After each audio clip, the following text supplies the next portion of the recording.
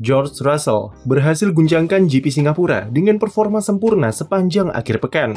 Ketika mayoritas fans F1 memprediksi jika Max Verstappen atau salah satu dari duo McLaren yang akan jadi penghuni di baris depan.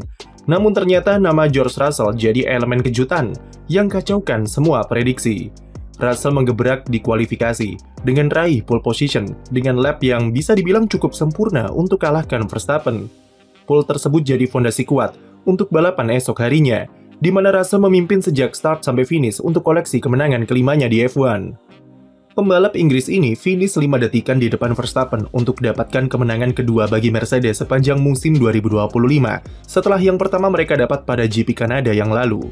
Performa Russell harus diakui sangatlah solid, terutama di stint pembuka ketika dia unggul 10 detik di depan Verstappen yang terapkan strategi berbeda.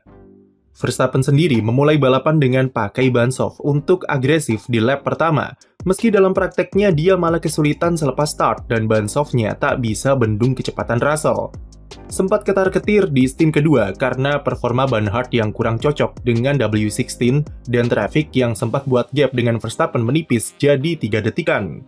Namun, semua bisa teratasi dengan baik, terutama setelah pembalap Belanda itu buat kesalahan, di mana ia melebar dan nyaris tabrak tembok di tikungan 14 pada lap 35. Russell tak terkejar untuk sentuh garis finish dan raih kemenangan pertamanya di sirkuit Marina Bay. Kimi Antonelli juga tampilkan balapan yang bagus dengan start di grid keempat dan finish di posisi 5 untuk bawa pulang 10 poin tambahan. Hasil ini jelas buat posisi Mercedes di runner-up konstruktor semakin kuat dan makin jauh dari kejaran Ferrari serta Red Bull. Performa Mercedes juga bisa dibilang anomali, karena suhu panas seharusnya menyulitkan mereka. Namun ternyata yang terjadi sebaliknya karena W16 bisa tunjukkan performa super kompetitif. Upgrade sayap depan dengan modifikasi flap demi kestabilan mobil lebih baik di tikungan lambat bisa jadi berperan penting di balik performa luar biasa Mercedes di Singapura. Terlepas dari aspek teknis mobil, faktor skill Russell yang tampil menggila sepanjang akhir pekan harus diberi kredit terbesar, karena tanpa eksekusi darinya, Mercedes mungkin tak akan sedominan itu di Singapura. Apa yang ditampilkan Russell kemarin adalah bukti kalau dia layak diberikan kontrak baru dengan value setinggi mungkin dari Mercedes, dan jadi pesan yang kuat bagi Toto Wolff untuk tidak ulur-ulur waktu lagi dalam negosiasi kontraknya. Posisi runner-up harus puas diisi oleh Max Verstappen yang kembali perpanjang catatan belum pernah pole dan belum pernah menang di sirkuit Marina Bay. Max nyaris bisa curi pole, namun dia harus batalkan hot lap terakhir di Q3 karena melebar di tikungan 16 karena terganggu dirty air dari mobil Lando Norris. Hal itu ia balas saat balapan dengan berikan Norris dirty air selama 27 lap yang buat pembalap McLaren itu tak bisa menyalipnya dengan cara bertahan yang rapi. Walau gagal menang di Singapura, Verstappen masih bisa jaga asa gelar kelimanya tetap terbuka dengan finish di depan duo McLaren dan tipiskan gap ke Oscar Piastri jadi 63 poin. Selain itu, fakta jika RB21 bisa handle kejamnya sirkuit Marina Bay yang selalu menyulitkan mereka di tahun-tahun sebelumnya, paling tidak bisa buat McLaren lebih waspada terhadap sisa balapan musim ini. Melihat tipe sirkuit setelah ini yang lebih general dengan tikungan medium dan level downforce sedang, maka peluang Verstappen untuk pangkas poin lebih besar masih cukup terbuka. Peluangnya memang masih tipis, namun melihat duo McLaren yang saling sikut, maka semua bisa terjadi, dan Verstappen bisa manfaatkan momen untuk curi poin sebanyak mungkin.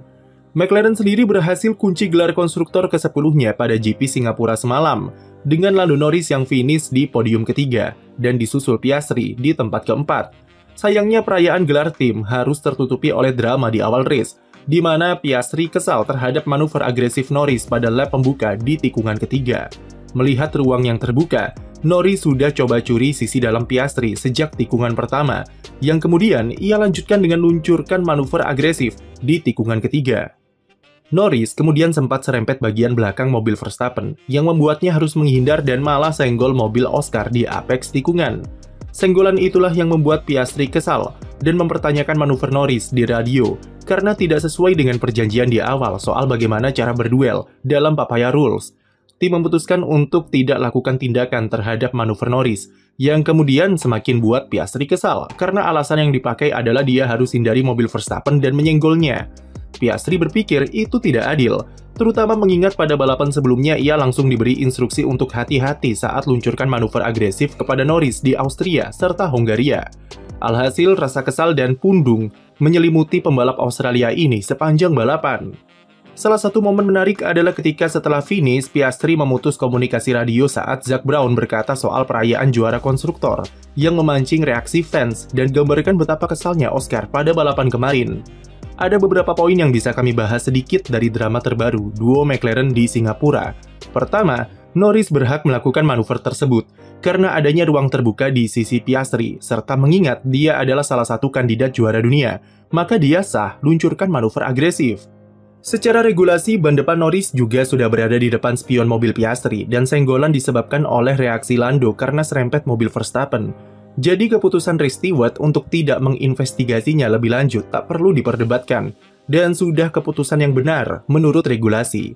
Terlepas dari eksekusinya yang gerusak-gerusuk, tapi manuver semacam inilah yang harus dilakukan Norris sebagai seorang kandidat juara dunia, dan dia berhasil pangkas 3 poin dari Piastri setelah finish. Lalu kedua, Piastri juga berhak marah karena sudah ada kesepakatan dan preseden di balapan sebelumnya jika manuver harus hati-hati serta tidak senggolan dengan rekan setim. Ketika Piastri coba manuver sampai nyaris menubruk Norris di Austria dan Hongaria, McLaren langsung intervensi dengan menyuruhnya hati-hati serta mengingatkan kerja sama tim. Wajar kalau dia mempertanyakan sikap McLaren terhadap manuver Norris yang sampai sebabkan senggolan antara keduanya di tikungan ketiga yang bisa berakhir lebih buruk jika tidak dimitigasi dengan baik. Namun apakah harus sampai tukar posisi? Seharusnya tidak, dan akan semakin kacau ke depannya jika McLaren menukar posisi Lando dengan Oscar hanya karena senggolan saat berduel selepas start. Kemudian ketiga, inilah bahaya Papaya Rules yang kami berulang kali mention di banyak video. Dan kemarin sudah mencapai titik di mana pembalap sudah lelah dikekang dengan aturan tidak jelas ini. Norris lelah diatur-atur soal bagaimana cara manuver yang benar, dan Piastri sudah muak dengan penerapan Papaya Rules yang mengekang dirinya. Papaya Rules tinggal menunggu waktu, sampai kedua pembalapnya ingin bebas untuk menentukan nasibnya sendiri. Dan GP Singapura adalah titik di mana aturan ini tidak akan relevan untuk race selanjutnya, terutama bagi Piastri, yang sepertinya sudah lelah menahan ego untuk menjadi pembalap baik-baik, yang jelas bisa mengancam perburuan gelarnya sebagai pemuncak klasemen. Beralih ke tim lain, Ferrari tak bisa berkutik di GP Singapura, dengan cuma finish di posisi 6 dan 8. Charles Leclerc sempat bisa curi posisi kelima dari Antonelli. Sayangnya pit stop cepat yang ia lakukan malah jadi bumerang di akhir, karena ia malah kehilangan posisi tersebut dari pembalap muda Mercedes itu. Lewis Hamilton yang pakai strategi lebih agresif dengan pakai soft di stint penutup dan sempat tukar posisi dengan Leclerc sebenarnya nyaris saja salib Antonelli di akhir race. Sayangnya ia alami masalah rem yang overheat dan membuat mobilnya blong di 3 lap jelang finish. Hamilton harus melaju perlahan dan sampai memotong banyak tikungan supaya bisa tetap finish di posisi ke-7 di depan Fernando Alonso.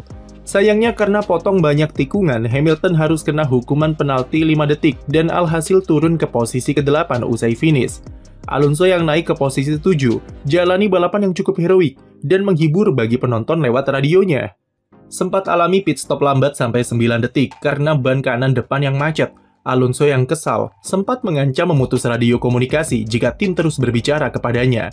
Pit stop lambat itu akhirnya berhasil ia koreksi dengan menyalip Isaac Hadjar yang berikan duel sengit dan sempat ia sindir sebagai pahlawan balapan karena terlalu beri perlawanan mengingat masalah mesin yang dialami Hadjar. Alonso juga sukses salip Berman dan duo Williams untuk bisa bawa pulang tambahan 6 poin di klasemen. Posisi ke-9 ada Oliver Berman yang kembali raih poin usai tampilkan akhir pekan yang solid. Di kualifikasi ia bisa lolos Q3 untuk ketiga kalinya musim ini.